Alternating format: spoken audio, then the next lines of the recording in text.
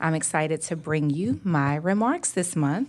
And I just want to start out by, I know it's, January 16th, but I just want to say Happy New Year to everyone and welcome back to the second half of our school year. We are excited about what this year has in store for us, and we know that the best is still to come. And since today is my first formal remarks, I'd just like to again congratulate our two new board members, Ms. Griffin and Ms. Vero. Welcome to the board, and just give my thanks to you all for your service and your commitment to our students.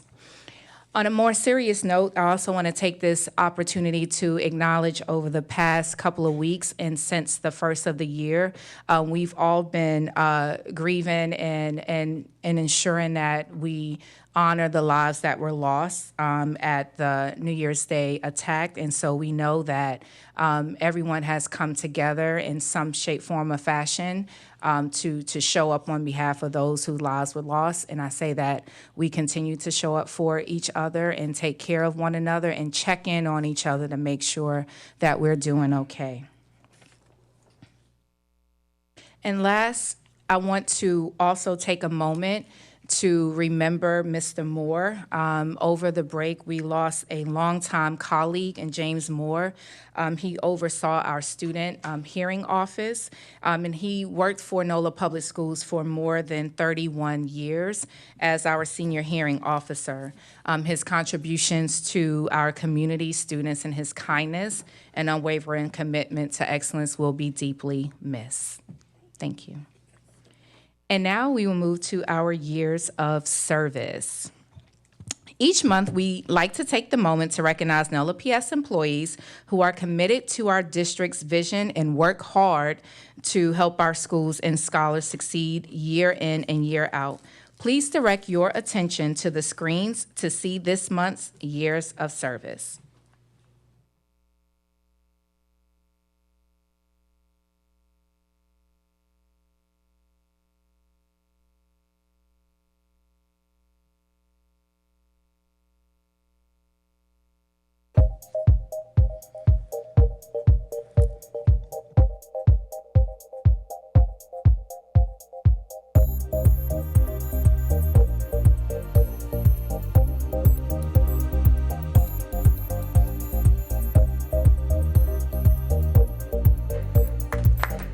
Congratulations to Jacqueline Mancia, 5 years of service as Assistant Director of Transition Compliance and Operations, and to Duran Nito, 5 years as Grant Manager, Federal Programs and Grants.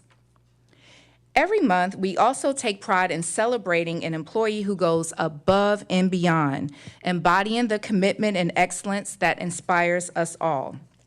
This month, we are honored to recognize Mr. Vitquin Pham, our bilingual student and community advisor.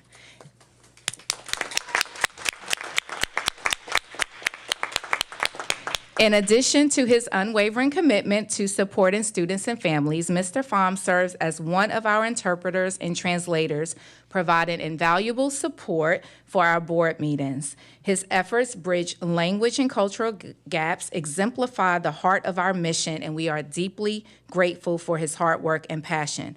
Mr. Pham, thank you for all that you do. And at this time, we will come down to present you with your award and take a picture with you.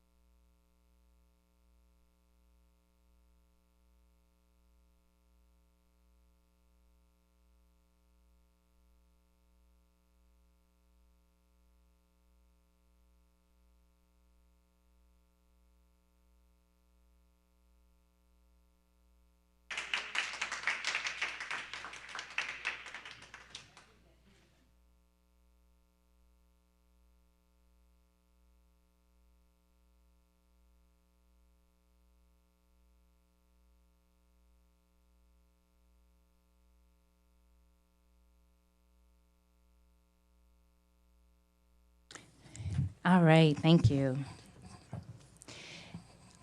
January marks School Board Recognition Month, a time to honor our school board members for their dedication to our students' education. Our board members who were recently reelected have worked tirelessly on educational equity, facility improvements, and ensuring our students have the tools and funding they need to succeed. For those of you who may have missed our school board swearing-in ceremony last Thursday, please join me again in recognizing our two newly elected board members.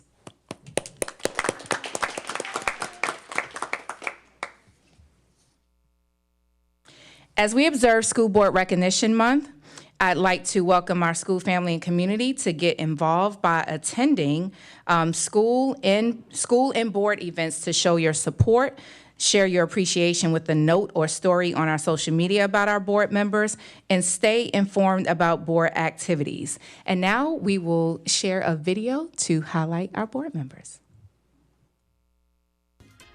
To all members of the Orleans Parish School Board, thank you for your extraordinary service in helping the children of New Orleans thrive. From all of us at NOLA Public Schools, happy School Board Appreciation Month. Thank you, board members, for all you do and for being part of our school community.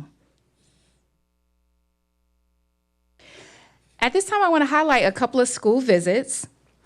Last week, I had the privilege of attending the Algiers Charter All-Staff event at LB Landry.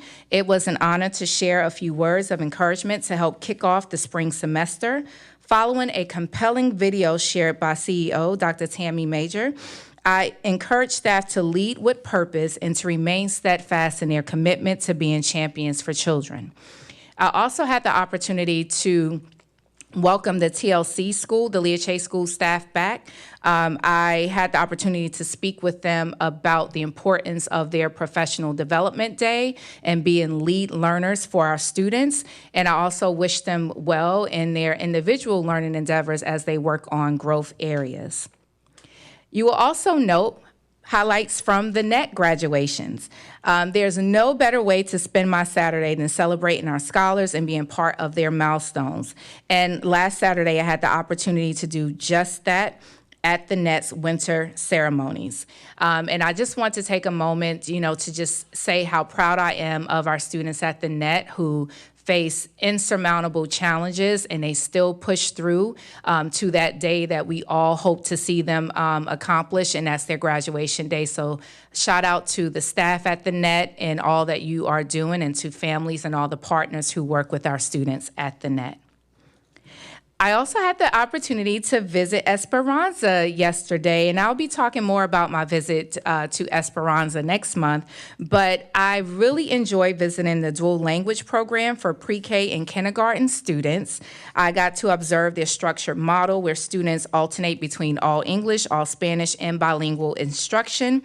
There was such high use of academic vocabulary that one of our little friends who was reading a book about snakes, and I sat down and I talked to him in the little library, and I asked him, I said, are snakes friendly?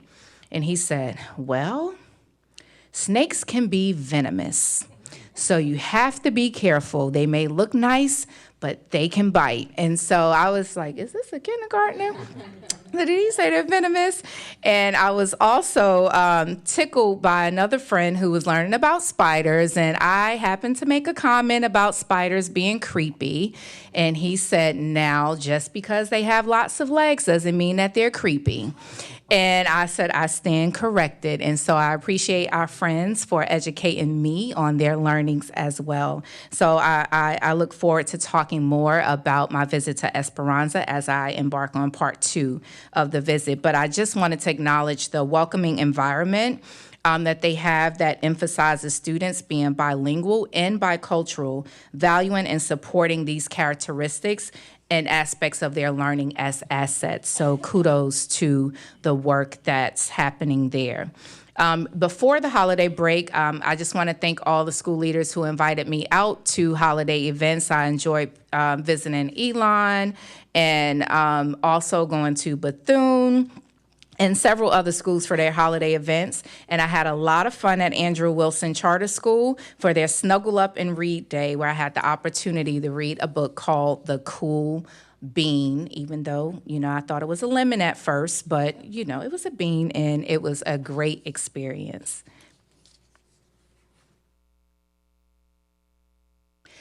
Next, I want to take the opportunity to remind all viewers that main round is open, but it is coming to a close here soon and will end January 24th. We are still accepting applications, but want to recognize that at this time we are down applications from where we were last year.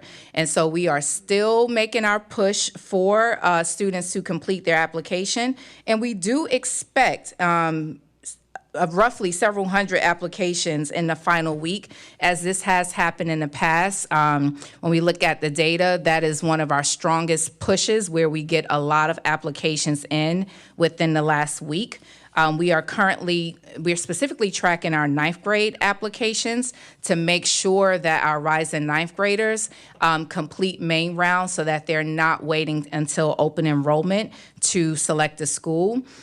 Just as a point of reference, last year during the last 8 days of the application being open, we received 374 ninth grade applications. And so we know that in the last week, we tend to see a strong push, but we are encouraging parents, families to take part now while that opportunity is still open.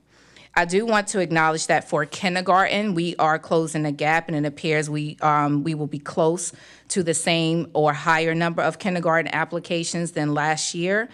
During the last main round, we received 140 kindergarten applications in the last 7 days. And so we know that there's still a push for our kindergartners. But we will have a more of an in-depth presentation on enrollment in February, because we do that once the application closes, and we can share a complete picture of the data.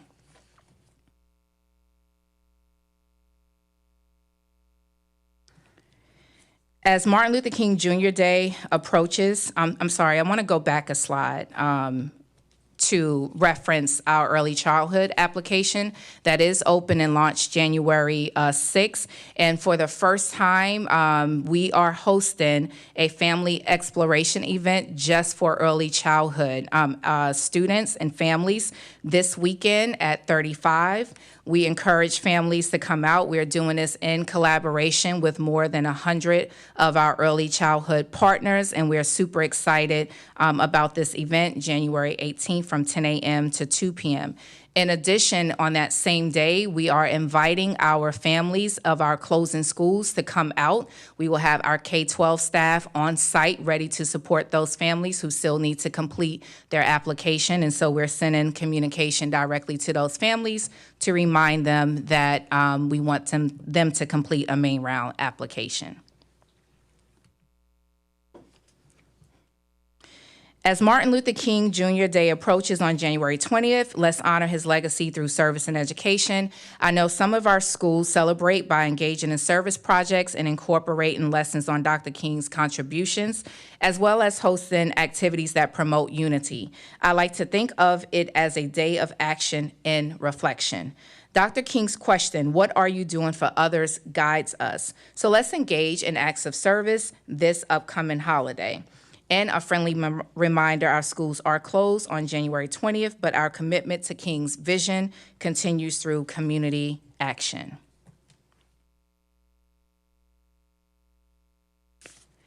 And now I'd like to provide an update on my first 30 days as interim superintendent. At the onset of my role, I presented the board, and I also shared my goals and interim focus areas of actions with our CMO leaders and board chairs. And I also shared it in our monthly newsletter so that the community at large could understand what I was focusing on during this time and what was guiding my actions and my work. So the 5 goals that you see here, I'm going to talk about in more detail to kind of highlight how I've been working in those areas, and then I'm also going to share the work that is moving under each of those categories. The first goal: establish a positive and productive relationship with the school board to sustain a strong governance team committed to the success of every child, every school, every day. I've been focused on this through the lens of our board briefings and one-on-one meetings. That gives me the opportunity to speak more intimately with board members about the work that will be on upcoming board agendas, and to also talk about things that I'm thinking about and planning for the future direction of the district. We recently shared our focus in the work that we plan on doing for board onboarding, and this is an opportunity for our team to go more deeply into each of the division's work with our entire board so we can reset around expectations and goals and the work that's happening across the district. And so that is another way that I'm focusing on this goal. And the last way is through board updates. I provide weekly updates to our board to highlight specific work streams that are happening with each division to give them more details and updates. In addition, I started something new called the memo. And what the memo allows us to do is to communicate more about context, background, discuss the impact, actions of a specified topic that I want board members want to ensure that they have more details on what's happening. Another area that I'm starting this year is called the board meeting summary. I think it's important for our community at large to have what's happening in board meetings in a simplified and accessible language. And so what we will do is, following the board meeting, we will produce a social media version with access to more information about what was shared in the board. So it could be something as simple and as important as, we just received a grant for $50,000 to support our students with disabilities in Special Olympics. That may be one highlight from the board meeting. It could be the board just approved for our schools to have new windows and doors to prioritize safety and good conditions within our schools. So we want to make sure that we're turning around what's happening in our board meetings to accessible language to our community. And we will do that in the form of social media posts and also uploading that to our website under our Board of Education page. The next goal: engage, cultivate close relationships, and work collaboratively with school leaders to identify collective impact areas and better understand how we can improve our work and support our schools. My very second day in the position, well, my first day I spent it internally with our staff, and my second day I spent time with our CMO leaders one-on-one, because I wanted to not only speak to them about how I need to show up differently in support of them, how our team needs to move differently in support of what's happening in our schools, but I also wanted to discuss with them high priority areas for them that I believe we should work collaboratively on and tackle. And so I'm shifting the focus of our CMO leader meetings to prioritize the core work of our district. There are things that we can send them in a newsletter, and there are things that we really need to work with them hands-on and do a lot of thought partnering, strategizing, and things of that nature. And we had the opportunity to do that in the first meeting, and I'm looking forward to this in our January meeting, where we will revisit the high priority areas that they identify and build consensus around the top, 5 that we want to lock in together for collective impact. I firmly believe that working in partnership with our CEOs is how we're going to move the needle on the things that not only matter most to them, but that's going to be important for the long-term success of our district. Also during school visits and events. When I go into schools, I'm in classrooms and I'm spending meaningful time walking with the instructional staff, talking to the leaders, and learning more about what they see as their points of pride and excellence in action.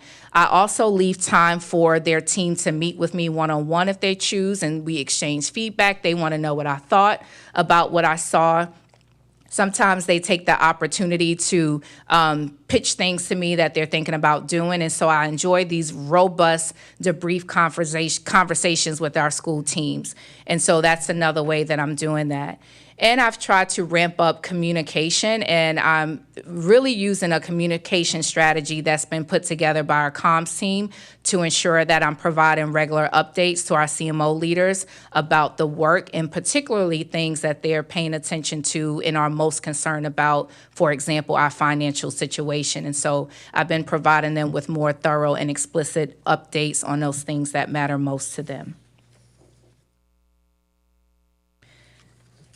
The next goal, establish public trust and forge stronger relationships with stakeholders and partners within and outside of NOLA PS to improve our schools and meet the needs of students, staff, and families. I believe in this area, what I'm prioritizing is communicating more transparently with stakeholders. We've put together a content calendar where we are producing our own stories about the work to provide updates to our community about what's happening in the district. I've started meeting with key partners who work closely with our schools for conversations around strategy and how we need to move differently in our work. For example, I've met with LAPCS, NSNO, BNOLA, U-Force NOLA, Xavier University, Office of Youth and Families, Align Ed, just to name a few, so that we can better align around the direction that we're going as a district, how they support, and how we can also be great partners with them in their mission work and what they would like to accomplish with our schools. And so I'm really excited about an upcoming some upcoming meetings that I'm doing in collaboration with Align Ed, building upon what we already do with enrollment. I'll be speaking with families through 4 community events, and I'm really excited about the opportunity, one, to talk about the work we're doing and give them an opportunity to engage with me and ask questions, and for me to ask questions of them and how we can improve our practice. Lastly, in this goal, I've rebranded the monthly newsletter.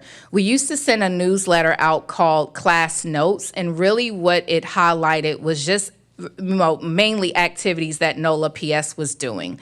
My first newsletter that went out in December focused on what our schools are doing. And so I highlighted school visits. I talked about different events that's happening across our schools, recognizing achievement of our students, sharing updates on my goals. And I also included a section on the strategic plan of action so that our families and our community is staying abreast on the progress that we're making in the work. So that's something that I'm really excited about, and I was tickled when I started to receive responses from people who received the newsletter and simply said, this feels different. I like the tone of the newsletter. It's about kids. It's about what's happening in the school. And so I thank you for that feedback, because we're listening and we're rethinking how we approach the way we do business at NOLA PS.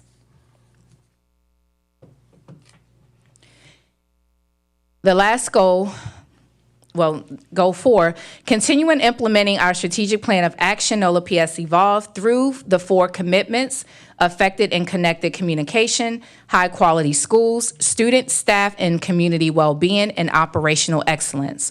The way we are attacking this goal is, 1, through board meeting and presentations. I know our Tuesday meeting was very lengthy, but through our strategic plan of action, we set a reporting calendar for when we will update the board and our community more deeply on our strategic plan goals.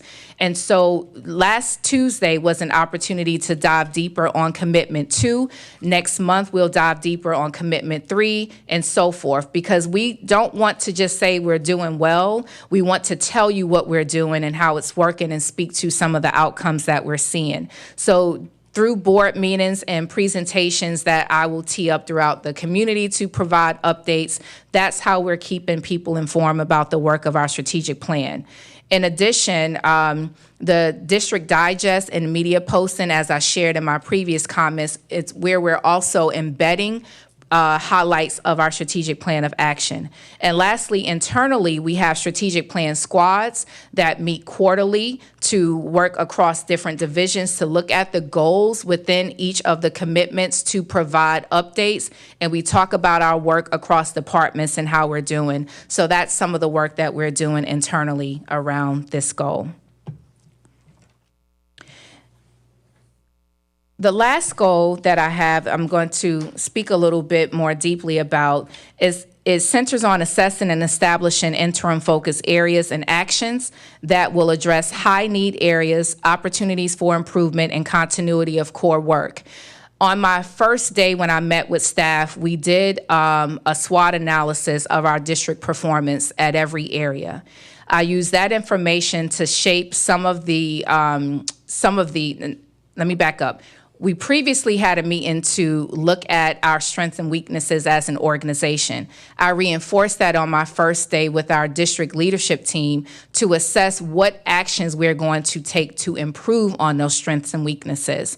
In addition, I used feedback from our school leaders on my second day to refine my focus areas so that it was inclusive of items that they also felt were important. And so I categorized this work through student and school support excellence, accountability and academic excellence, engagement excellence, and operational excellence. So on the next slide, you will see those specific focus areas and actions that I intend to tackle, not just for the purpose of the interim period, but because this is the right work to do for the success of our district moving forward. So I want to talk a little bit about student and school support excellence. We focus on 5 key areas in this work, and that includes how we approach system-wide needs. We have a policy that's changing the way that we approach system-wide needs so that we can be more transparent in our work. It improves the efficiency and effectiveness of our processes so that the money is moving more quickly to our schools.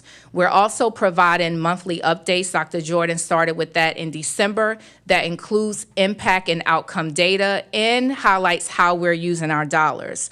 We recognize that the district's current procurement and contracting policies were developed prior to system-wide needs program being developed, and that it's not in tune to the unique needs and purpose of the program. So part of why we approached these revisions with Mr. Zervigon and the policy committee is because we needed to work better for our schools. It was taking too long for the money to reach our schools, and we believe that this policy moves us in the right direction by focusing on role and responsibilities, application process, funding administration, and communication. In addition, I want to highlight some partnerships that were also addressed through this work. New partnerships with Engage Learning, Loyola University, and Xavier University to support recruitment and training for our teacher pipeline. That was another key area under student and school supports. We also recognize under this area that we have to do something differently and better about chronic absenteeism and truancy.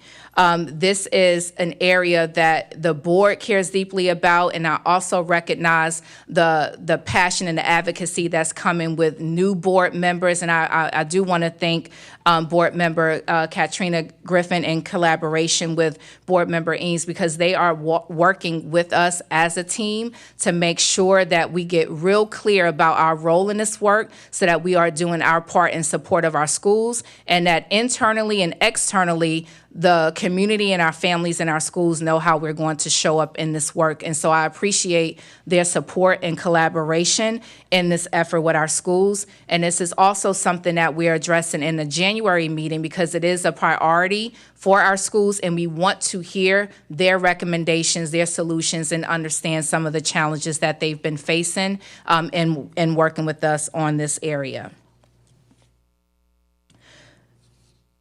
A few other highlights I will make in this under this particular focus area is the work with our diverse learners. We heard the data and we know that we have to do something, and we have to have a sense of urgency with how we support our emerging bilingual students. This year, we will have 11 English learner convenings with KA tracks focused on the ELP trajectory exit. We know that this is performance-wise, that this is an area of significant improvement in our professional developments, and sessions will target that for our schools and our families. In addition, we spoke last Tuesday about the ELSP pilot that will support over 600 students with their native language, mental health services, professional development, family workshops, and language access training. Under accountability and academic excellence, this month we are engaging our CMO leaders to get reactions on the simulated data released by the state to solicit their feedback regarding key metrics for consideration and CSAF policy revisions. In addition to using it for the purpose of the CSAF, I want to make sure that before I go into the next State Superintendent Advisory Council meeting, that I'm going into that meeting with the voices of our schools at the table, what they're most concerned about, and how they feel like this is working and not work, how they feel like it will work or not work or hinder our students. I'm grateful for the advocacy that we have at the state board level, advocating for our schools, and we have to match that at the district level when we have these opportunities to be at the table. And so I want to make sure that when I'm sitting there that I'm talking about what matters most to our schools and how this is going to affect our students in New Orleans, and to talk about what we can do locally to help mitigate some of these challenges and leveraging the progress that we are making in our schools. We spoke last Tuesday about transition, so I won't revisit that because the board is very well briefed on what we are doing as it relates to transition supports for our schools. One point that I do want to lift up under accountability and academic excellence is how we are redefining our LEA services. I've heard extensive feedback from schools that the way we do LEA services supports is not working well for them. And so we have repurposed a position to hire. Well, we reassign a staff member that was already on our team whose job will be to focus and lead the work of LEA services with our schools. We're having an upcoming LEA meeting with our schools to talk about how we're rebranding and redefining this work using the feedback that they have given us. We're developing a clear vision to create equitable and data-driven and outcome-focused solutions for LEA services that align with the district's strategic goals, improving academic achievement, ensuring compliance, and promoting operational excellence. We want to make sure that our schools feel like they are getting their investment worth in terms of supports from us as a district, and so we will use their voices to define what those supports look like more deeply. Engagement excellence, just high-level overview. I am continuing the work of district level teams that I designed as a deputy superintendent, which includes our district leadership team, our leadership evolve team that focuses on all leaders in the organization. I talked about our CMO leader meetings, but I want to specifically talk about executive leadership team meetings. That is our senior leadership. We used to have cabinet meetings that just focus on division updates. my focus is on going from that to a focus on the core work, strategy, interconnections, challenges, and barriers to the work. Our meetings thus far have been very rich on strategy and approach. I'm providing more guidance to our chiefs who need professional development and coaching in their role. Some of them are new and early in the role, and I'm prioritizing what they need for professional development. I also utilize scenario planning with thought-provoking questions, and we utilize war room brainstorming in order to make sure that we're assessing every issue that we're faced with from every angle. If you look on any whiteboard in my office, it looks like I have to prepare the country for World War III. That's how serious it looks, but that's how serious I take the work, and I want to make sure that we are working together. And I've also elevated human resources to the senior leadership team, and that was not currently part of the fold. And so we are doing some things differently there, but I'm also assessing the capacity of our leadership team to do the long-term work of the district. Last, what I will say under engagement, we have advisory councils established for student, teachers, parents, and community, but our focus will be on the core work, our strategic plan of action, and input on our families for how we can improve. So I'm shifting from just giving these councils updates and highlights of, we had this fun event, which is also important, but I want them to be true collaborators and partners in the work. And so we will get to business and be more hands-on in these meetings. I'm also adding a new council. I haven't sent the information out, but as part of my councils, I'm starting a CMO leader council to make sure that in conjunction with my senior leadership team, that I also have an advisory group of our charter leaders at the table to thought partner with, pitch, be challenged, pushed. I just had a meeting with a few of them, and I like to be pushed and challenged, and that's the only way we are going to get to our best work. So I'm excited to roll that out this month. And the last area I'll speak to today is under operational excellence. The first area that talks about execute on our fiduciary responsibility to our schools, we are working tirelessly on the solution to our overprojection challenges. I've shared that we are working with the Public Finance Management Group.